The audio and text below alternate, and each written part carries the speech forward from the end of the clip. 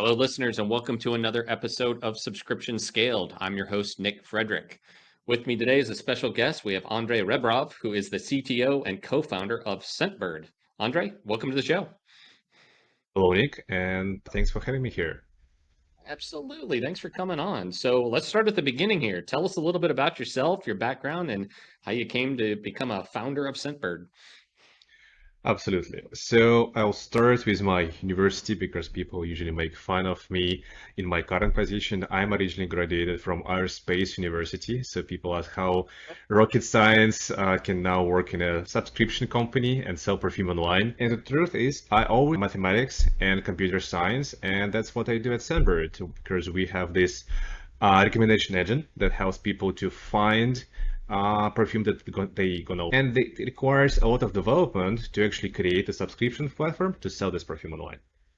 And after my graduation, I worked for a number of companies, mostly big enterprises at first, such as UBS Investment Bank or Avios UK. I also work in a position of agile engineering coach. So this is where I learned a lot of things, how to lead the team, how to organize the development process. But it prepared me well for certain part of my responsibilities today. But overall, starting the startup was a very interesting adventure for myself.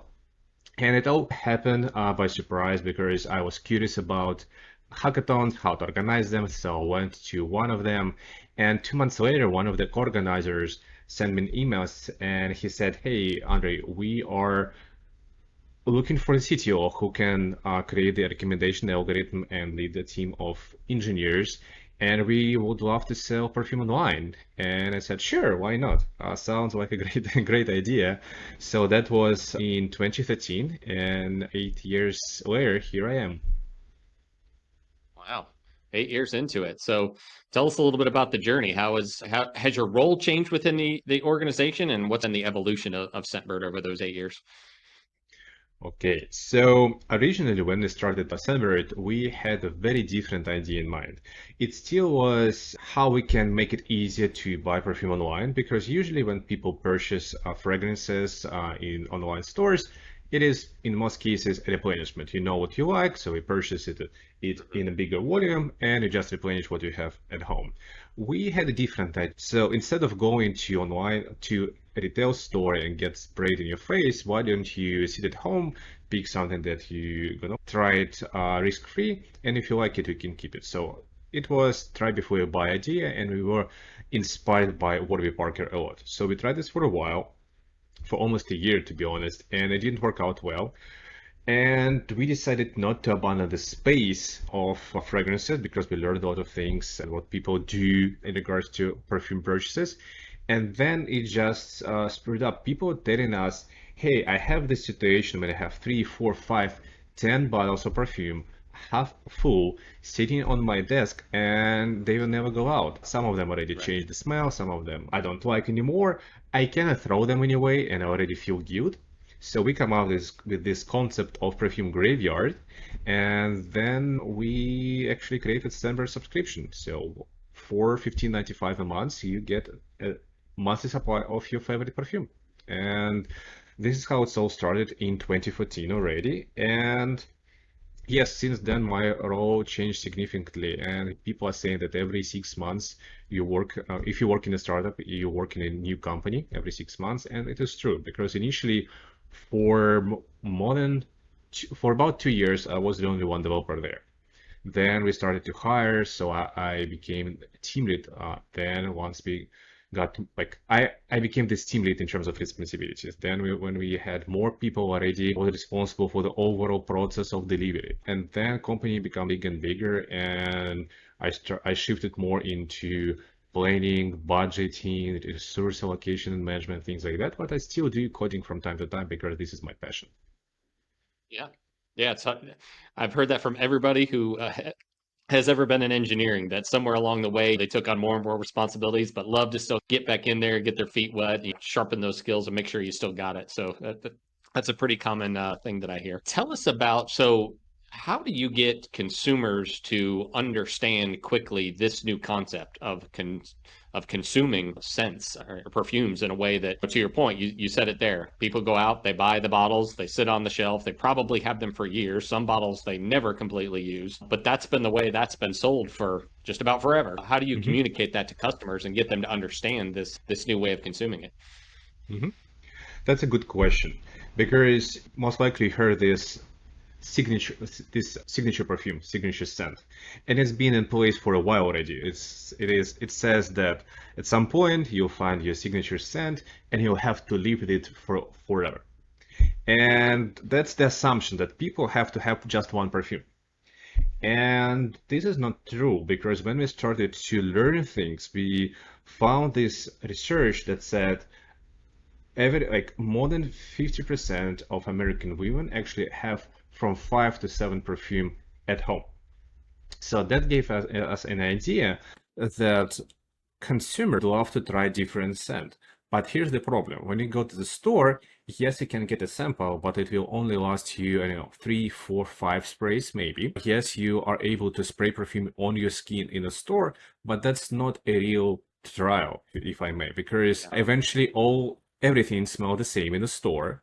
And in order to truly understand, do you like it or not, you need to wear perfume for about 2 weeks because you'll learn what's the longevity of perfume, like how does it work with your skin, because this is all chemistry, and like same perfume can smell very different on different people.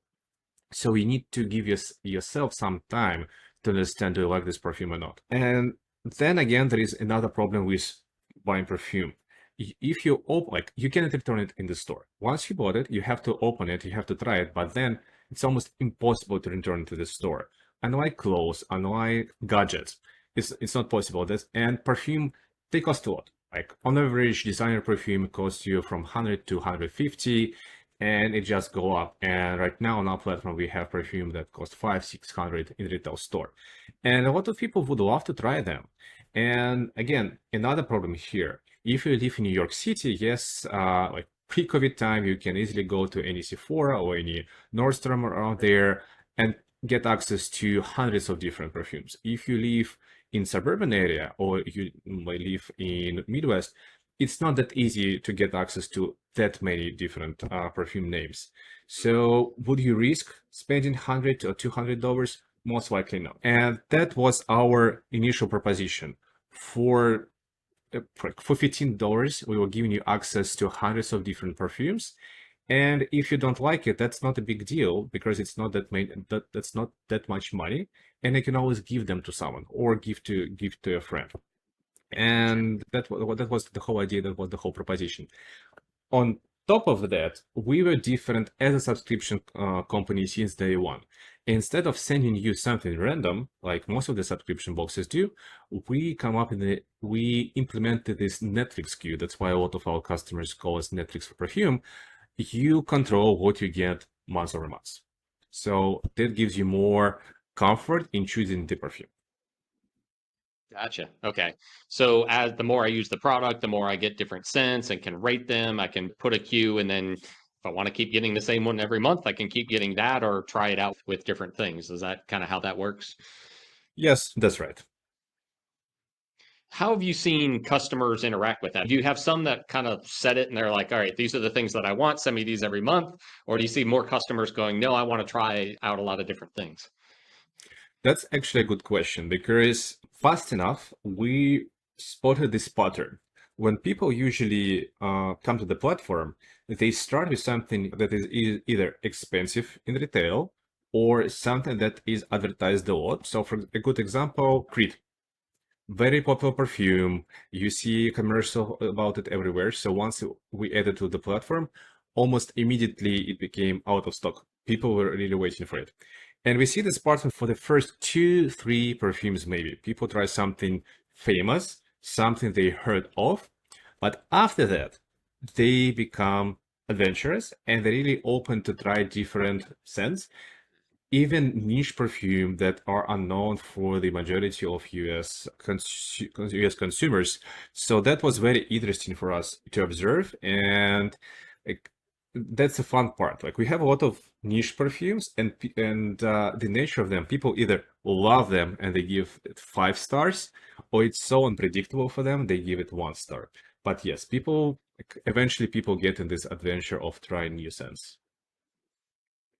Interesting. That certainly makes sense. So, on the supply chain side of that, are you seeing maybe some new up and comers or those with new fragrances coming to the market and wanting to go to you because they see that as a marketing channel? How do you want to get the new ones out there, or I assume they want to get out there and could use something like this as a channel for making that happen? Or is it a level playing field for all of the fragrances? That's a really good question. We recently partnered with Jason Wu, and we launched Jason Wu cologne perfume, sorry, on our platform, and it was an immediate success because it was a designer perfume, well-known name. We were able to provide we were able to provide different marketing tools for this brand, so people learn about very fast. The brand was able to obtain a lot of reviews, and that's what brands actually value in this partnership.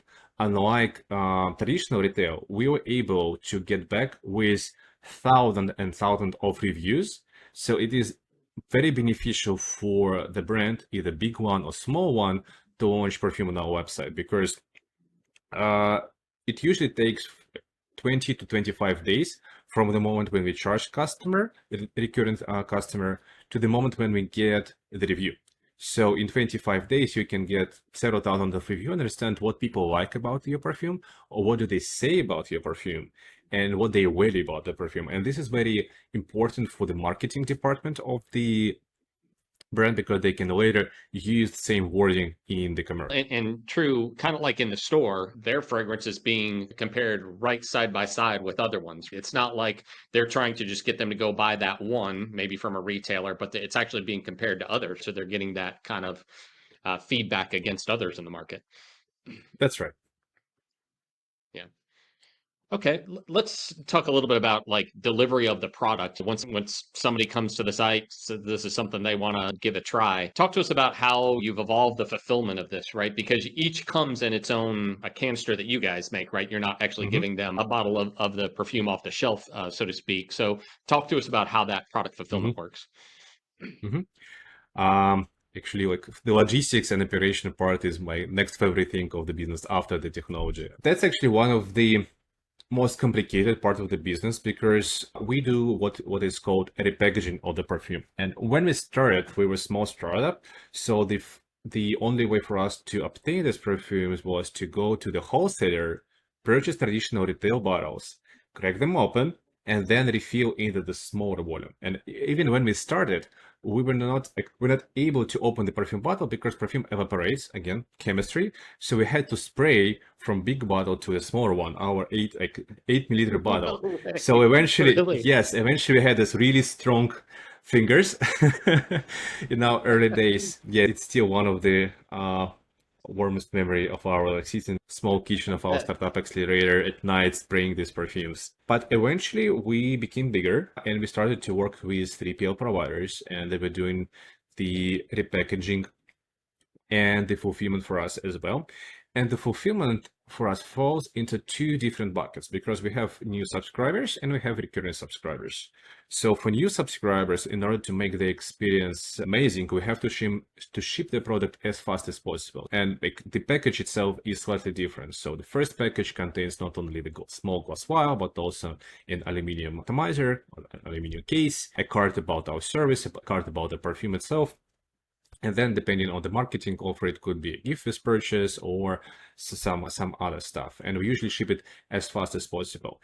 And the problem, and the reality here is perfume is a flammable material and we only can ship it by ground. So it takes more time. We cannot ship it overnight like a meal kit. Unfortunately, that's the problem. That's one experience for recurrent subscribers. It's slightly different. Since we allow our customers to manage their queue and decide what they want to get next month, we understood that we need to come up with a better idea of batching these orders. So we said, okay, we're going to charge all our customers at the same day of the month. It's like, we decided on the 5th of the month. And so we charge our customers. Next day, we understand all the orders that we need to ship based on who we were able to charge successfully. And we batch these orders based on their similarity. So initially when we started, we had only one subscription plan. It was one product a month, so it was easier. No extra offers, nothing. So that was easy. Now we have multiple offers. Now we have different plans, like 2 products a month and 3 products a month. And now this process is way more complicated. And this is actually where we benefited from our own warehouse execution system, because based on the need of our operation system, we were able to create a platform that allows them to batch orders in using specific algorithms, so they can ship products very fast. And on day one, we are able to ship almost 100,000 of orders.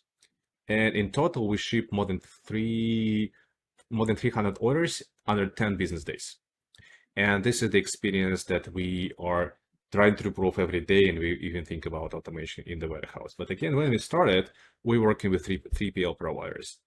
And I think we worked with third parties for about 3 years, and then we had to take over the whole operation process, because again, complexity of the process, the batching and this multi-line orders always create a complexity for the 3PL provider you work with. Because again, if you are a traditional subscription box, you have several 100,000 subscribers, you have the same box, so the only thing you need, you pre-package these boxes and then you just put a shipping label on top of it. With these things, yep, it's really hard for you to do any kind of kitting. So you have to package them on the fly, and that's a complex operation. And that's why we had to take over the fulfillment process in 2018.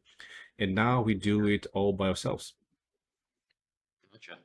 So lots of questions around that. The technology that you guys have that is taking those orders through the fulfillment process, did you build that? Did you buy that? You talked about that you're going through an evolution and keep trying to make it more efficient. Does that mean that was something that made more sense to have in-house so that you guys could have more control? Since day one, we were building a lot of things in-house. And this is my engineering experience talking to me. If you are controlling your platform, you can go in any way, in any direction. And that's what happened to us, because we had this pivot in our business model. We had this moment when we had to take over the fulfillment. And this is where we won big with our own technology, with our own platform. And this is what we created really fast, because we had certain crises, like we didn't switch to our own fulfillment in an easy, simple way. We had a crisis with the 3PL provider and we had to do it fast. Almost overnight, we created a simple solution that was able to process simple orders, like simple orders, no modifications. So we only had to print, like, and the idea was we need to print as many shipping labels as we can. So I was controlling 4 printers. We were printing these orders, making sure that we are not printing duplicated labels. Then we can allocate them correctly to the orders. Lots of fun, lots of interesting memory.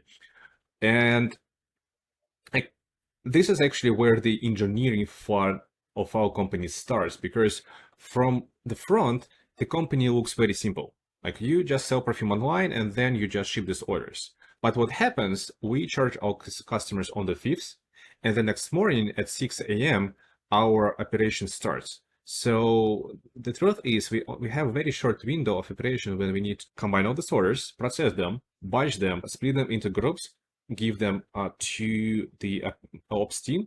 So when they start at 6 a.m., they do their magic on their side, and at 7 a.m., we're ready to have a stack of shipment labels to start actual shipments. So at the end of the day, when our carrier comes to our facility, we can already give them as many shipments as we can. And we look around for a while, and unfortunately, there were no tools like this. So the warehouse execution system, this is our own creation. This is our child, and we are proud of it because we don't see anything like this on the market. And we also reviewed a lot of warehouse management system, a lot of ERP system. And this is where the reality of subscription business comes to the fight with pre-built functionality. Like, there are a lot of powerful systems, big ERP names, but when you need to adjust them for your needs, when you want to provide the best experience for the customer, you have to spend a lot of time, a lot of customization of these platforms. So it really becomes a question, does it even make sense to buy something like this? Or maybe you spend the same amount of money, but you build exactly what you need. And that's one of the questions that I solve several times a year. ERP system, build or buy. Subscription billing platform, again, build or buy, and so on and so forth. Mhm.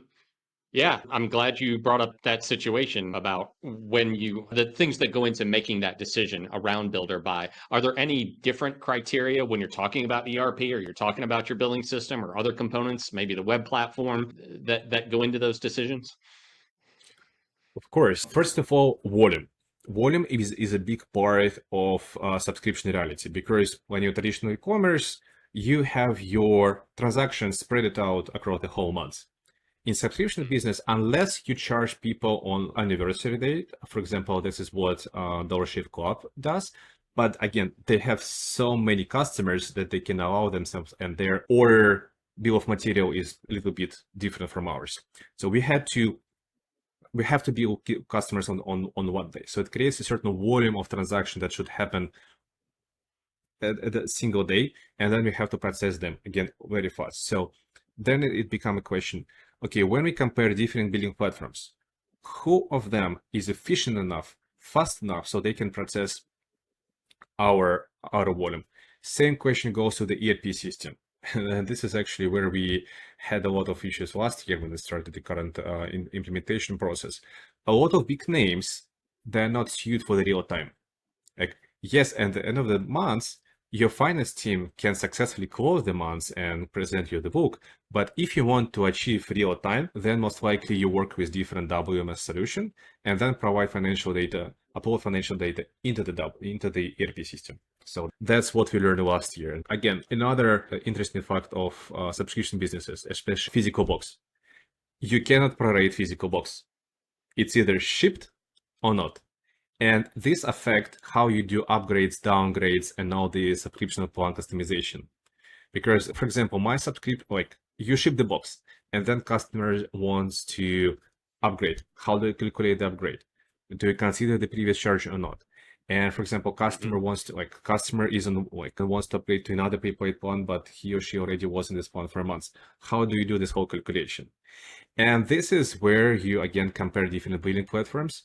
And if they don't provide you a good enough solution, you still like this part, you take over and manage it. And then you just go through every piece, every step of your business flow and analyze it. Offerings, discounts, trials, charge recovery, integration with financial system, and so on and so forth. So once you're in this business for several years, you already know what you want these platforms to deliver to you. So like when you meet a salesperson, like you don't give them opportunity to sell you this. You already have a list of questions you want to ask. And if you hear no, then at the end you understand, hey, sorry guys, you might be a good business, but you cannot work with our platform, with our business model. Yeah, absolutely. I think you've highlighted some really good things there that when you're in a startup, like just getting off the ground floor, maybe in the first couple of years, looking at a SaaS platform and really trying to mold your business into their ways of working is less of a big deal, right? Because you don't have anything that's currently established. You can, okay, this is the way they do it. We can make that work. But you're right. Somewhere along the way, your business has differentiated, probably gotten more complex, especially over being around for 8 years. Now you have a list of requirements. And I think it's critically important that you understand what those things are. And when you're looking, going out and getting a new platform or working with a new provider, being able to hand them this set of, all right, this is exactly what I need. Tell me how your solution is going to meet these needs for me. And if it doesn't check enough of those boxes, then that's probably, not the right solution for you. Has that been an evolution for you guys? Have you, a lot of the examples you just gave, did you guys choose to do it in-house from the beginning? Or did you maybe start with something that was a starter solution, maybe a SaaS solution, and then brought it in-house? Or has it gone both ways? Let me think about it. For example, one example is billing platform.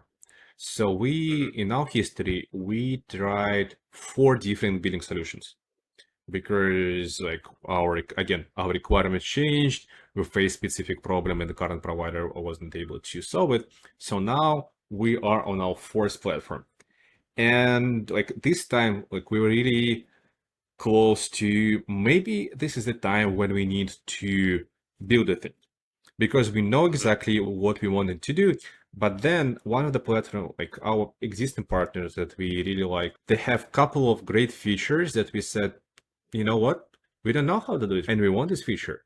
One of them is ability to recover customer using different payment processors. And when you're in subscription business, involuntary churn is a big problem and you need to fight it. And this sounds like a great way to improve the involuntary churn. So we said, you know what? We're gonna work with recurring. We're not gonna build this thing. Plus, if you work with payment processor directly, you have to most likely you have to touch customer credit card data. You have to store it. And then you expose yourself to the PCI DSS compliance.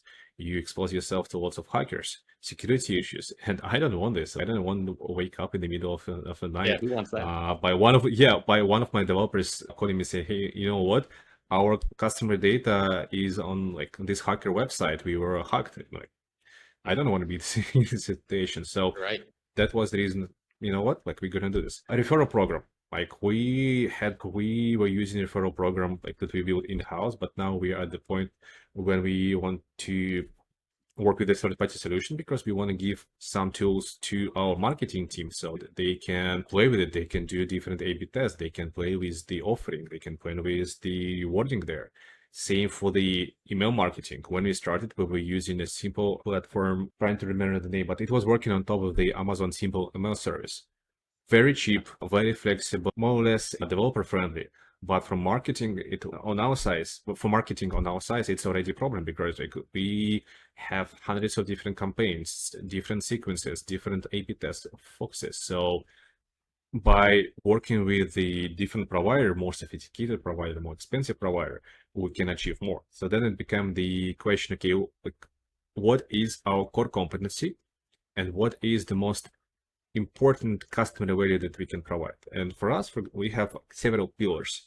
So one of them is fulfillment. We need to be able to fulfill orders as fast as we can with the 100% accuracy. That's why we have our own platform. Second part, payments. We need to be able to process customer payments in the best way. Don't double charge, nothing like this. So yes, we still work with a third party, but a lot of logic around, a lot of monitoring is ours. Customer support. We have an in-house customer support team that can serve our needs and deliver our brand values to the customer and react as fast as possible. So like these three pillars are critical for our business. That's why we keep this in-house and we're gonna keep this in-house. The rest is an open discussion. Have you implemented or evaluated any hybrid solutions where maybe it's some part of the solution is provided by this provider, but you create the bolt-on on top of it that just creates an extension and gives more flexibility to that platform? Or do you tend to go more completely one way or the other, like completely take it in-house or use a third party? It depends. The payment platform is a great example. Like by working with the current billing platform, like they have a great API, so we can extend it in any way. And for example, one piece that we took in-house is the discount and offers block, because we have a lot of sophisticated things like discount that stretch over months, second month free, specific trial, things like that. So we want to control this, and that's why we build it on our side. The actual billing management, no, we let them do this part because they do it better. Dining, again, we let them do it, but email for dining, we do it on our side because we can do it better. Okay. So in this case, it's a hybrid solution. In case of ERP system, the financial part is absolutely on the vendor side, but Sure. warehouse management is on our side. So it highly depends on what we want and what the platform can offer us. So the ideal scenario, we would love the platform to be the best in class and offer as many features as they can, but if they cannot do, we would love them to have a really good API so we can integrate with them. Those were actually perfect examples. Thank you for highlighting that. When we set out to build our product, which is a billing system, we tried to build it in a way that was very modular, not take everything and put it together into one big spaghetti code, so that if a client came to us and said, "Hey, we've got a product catalog, it works great. We don't want to rip that out." We didn't have to come to them and say, "Oh, you have to use ours," or "We have to synchronize the two catalogs just to make our billing system work." We could actually say, "All right, we're just going to plug these two things together, and then everything downstream of that still works the way it can out of the box without having to customize." Thank you for sharing that. That's a really good example. And this is what we actually, sorry to interrupt you. And this is what we No, actually no, no, go see ahead. in the industry right now. There is a concept of headless commerce. And there are several companies on the market, I think Fabrico is one of them, who are saying, hey guys, you have 3 blocks that works great for you. and you want to cover the rest with our platform, sure, just come to us. You'll be able to plug in what works for you the best, and then you'll have the best e-commerce solution that works for you. So this is where industry is going, and I really like Yeah. it. Yeah, absolutely. Couldn't agree more on that point. I guess turning a bit to more recent times when you hit on it a little bit, but talking about throughout COVID and people not going to retailers that the way that they did, was there anything in the past year that caused you guys to pivot your roadmap or maybe move up some things or add features that were further down because you saw everybody suddenly going online? Let me think about it. I don't think that we change a lot of things on our side because like we were never exposed to retail, and like our delivery is uh curbside pickup because it's been delivered for you to do it by the mailman. I never interact with person with us. No, I don't think that we changed much in our roadmap last year. But one insight that I can share with you is we were worrying that because of the crisis, because of what is going on with the world in general, people will unsubscribe um, significantly from our service because at the end of the day, perfume is luxury. Like you Hmm. don't need it on daily basis. But surprisingly, we saw the opposite of this. We saw the rise in purchases, the rise in new subscriptions, and what we learned later was for many people, perfume is really part of their day. It's a part of their daily routine. So they wake Hmm. up, they go to the shower, and then they apply perfume. It's a way Hmm. for them to feel normal. Hmm. So I was Sure. surprised. Yeah. Yeah, we were surprised to Mhm. see what's going on. And I think we always had this in our roadmap, and like we invest heavily in this thing this year. It's the more sophisticated quiz that allows people to share more about what they want to get from our service, what kind of perfume they want to get, so we can recommend them something that is good for their needs and is tailored to their needs. So I think that's the biggest outcome because the retail experience is not the same anymore. Like we have to maintain this 6 feet distance. People wear masks in retail stores, so I can't just walk in, spray it, and see do you like it or not. So it changed. So we said, okay, we need somehow make our website more not friendly, but feels like you're talking to a supervisor who can give you some guidance. Mhm. Absolutely. I say this all the time. I think it's one of the great things about subscription services, particularly focused ones like yourselves, is that you're giving a very curated experience to somebody who is looking for something pretty specific. Amazon can offer subscriptions, right, on different products. They can do that, but what they don't do is give that community and all of the background and all of the information that a focus provider can, and have other users that can share information as well and ratings and that sort of thing. Yeah, like I said, creates this community around a very specific product. Andre, this has been fantastic information. I appreciate all of the insights that you've shared. Tell us what the website is and how consumers can get more information. So our website is scentbird.com, scentbird.com. And we learned that this is not a radio is not a great channel for us because it's really hard to memorize the website. So it's scentbird.com, and you can just Google us by perfume subscription, and we're gonna be number one result for that. And feel free to explore it, feel free to go through the quiz and compare the result of the quiz with what you actually wear today. And I hope Mhm. you like the recommendation. I hope you'll subscribe to us. Awesome. Sounds great. Thanks so much again for the time today. We really appreciate all of the background and information that you've shared with all of our listeners. So thanks again, Andre. Thank you and have a great day.